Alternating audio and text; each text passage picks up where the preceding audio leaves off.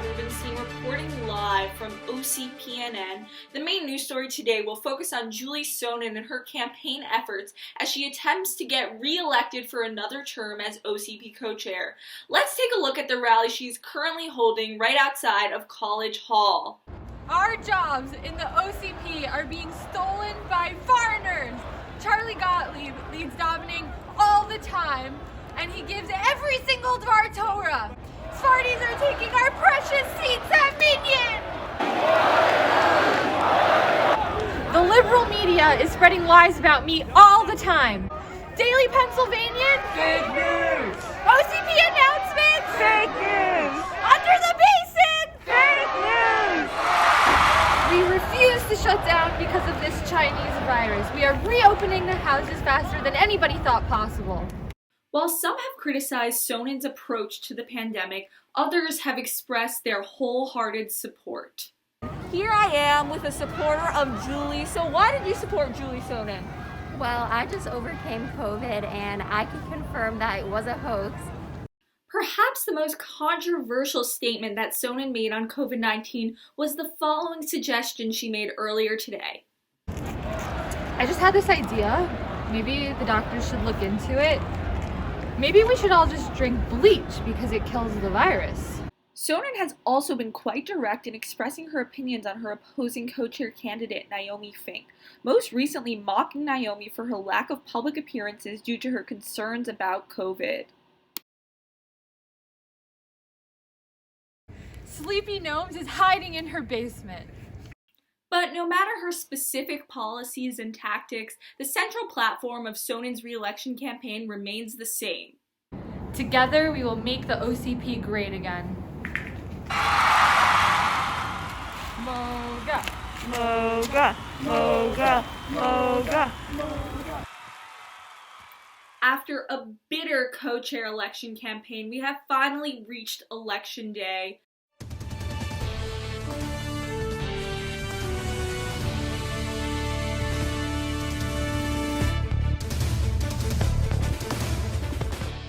I will turn it over to my colleague Eva Spear to tell us about some of the early results.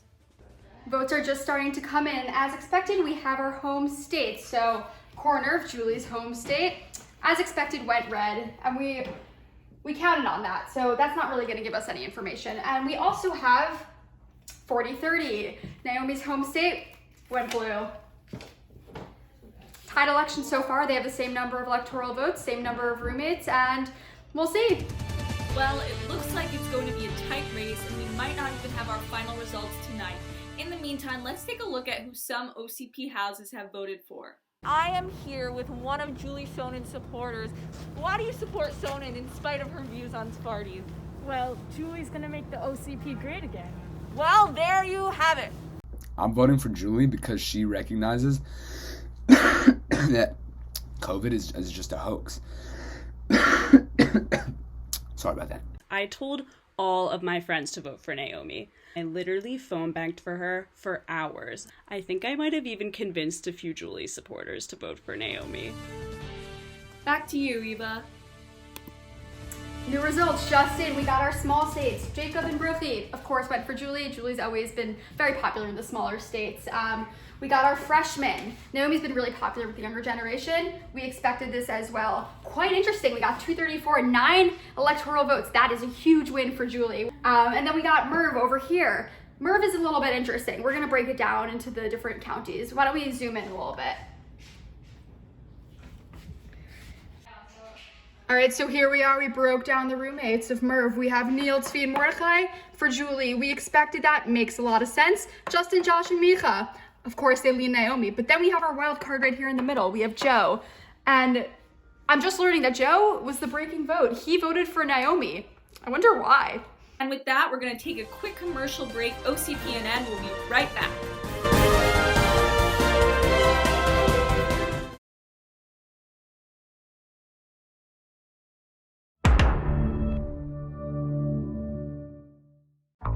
We all know this Midwest girl is from Chicago, but now, watch as Anna takes Montana. Just Zach, Kobe, and 2 weeks in a COVID isolation suite. Will they end up as best friends or lifelong enemies? Tune in as Abby moves from her home on Irving Street to Center City. Will this small town girl be able to handle life in downtown Philadelphia? Shabbat dinners, mishmars, Natan Kelsey's, that's so Rodin. They started out as just Math 104 study buddies. They've been spending a lot of time together recently. Watch what happens next.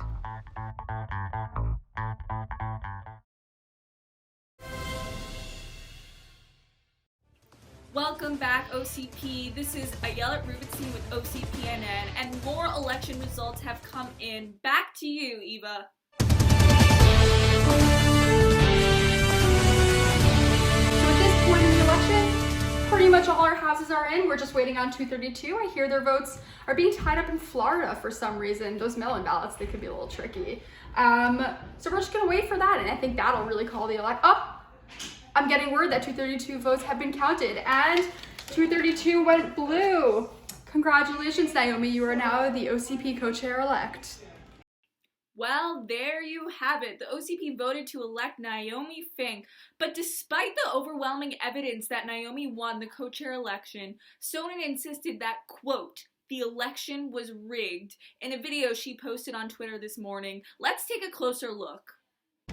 This election was full of voter fraud. The 232 mail-in ballots were completely illegitimate. The results of this election were totally rigged. The CJC hacked our servers.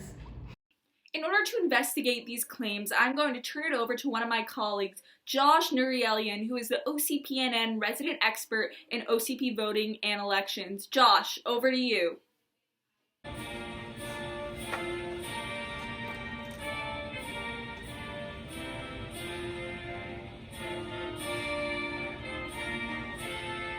Shabbat Shalom, or as you may say, Good Shabbos.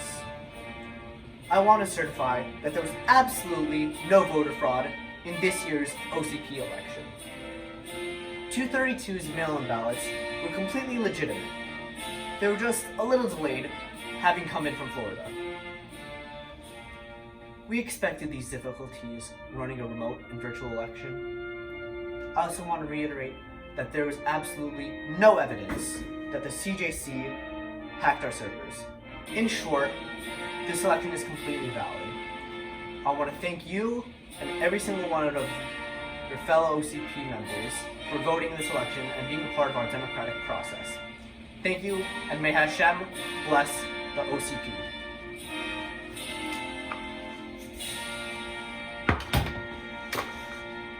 Thank you, Josh. At this point, it has become widely accepted among OCP members that Naomi won the election, and yet Julie still refuses to concede. We will not concede. We're not conceding because we've won the election. Julie was elected, and our votes count. The media does not call the election. We won this election! In a speech delivered at Irving Street earlier today, Sonnen even urged her supporters to take matters into their own hands. We are going to march down Locust Walk, rain or shine, so we make sure that this election is not stolen from us. Moga! Moga! Moga! Moga! Moga! Stop the steal! Why are you storming Hillel right now? I want my freedom back. Moga! Moga! Moga! Moga! Moga! Moga! Moga! At the current moment, I am standing right outside the Hillel building. Inside, Hillel staff members are currently certifying the results of the OCP co-chair election, while thousands of Julie Sonnen supporters have broken inside and are forming a siege around Hillel.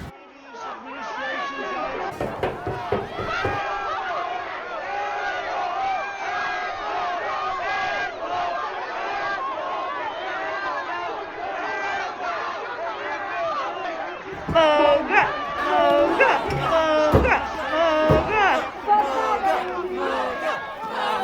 Moga!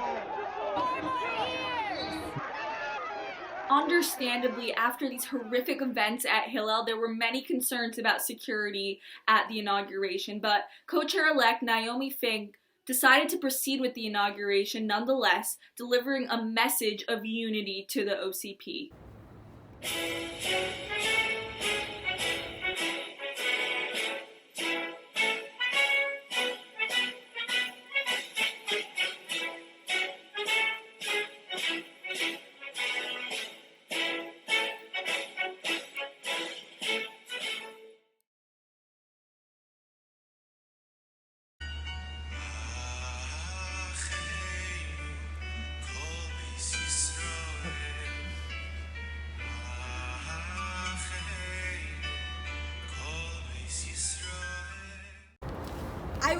co-chair for all people of all colors, races, creeds, and Jewish modern Orthodox communities. Whether you go to Kiddush Club or you don't, and you think that it's an awful institution. Whether you sit on the left side of the mechitza or you sit on the right side of the mechitza. Whether you like fondue puns or you hate fondue puns. Whether you live on Irving Street or you live anywhere else. Whether you show up to shiurim or you've never been to one. Whether you were on the podcast or whether you were offended by the podcast. Whether you've had COVID or not, I stand for all of you. I will represent you. You can count on me, Naomi.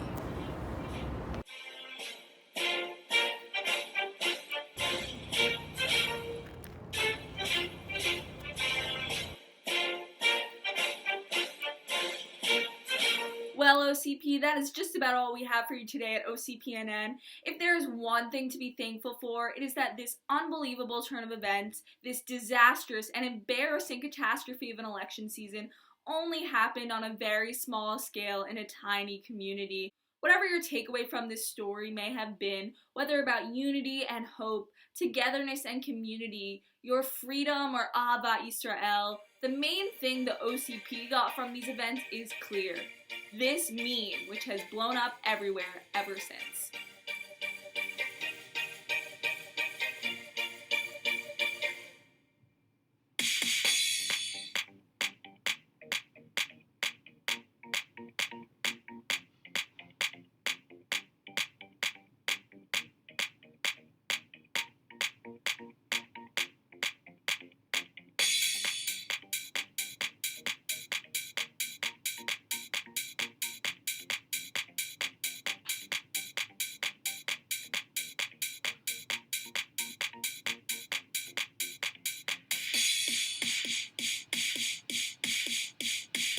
We'll see you next time on OCPNN.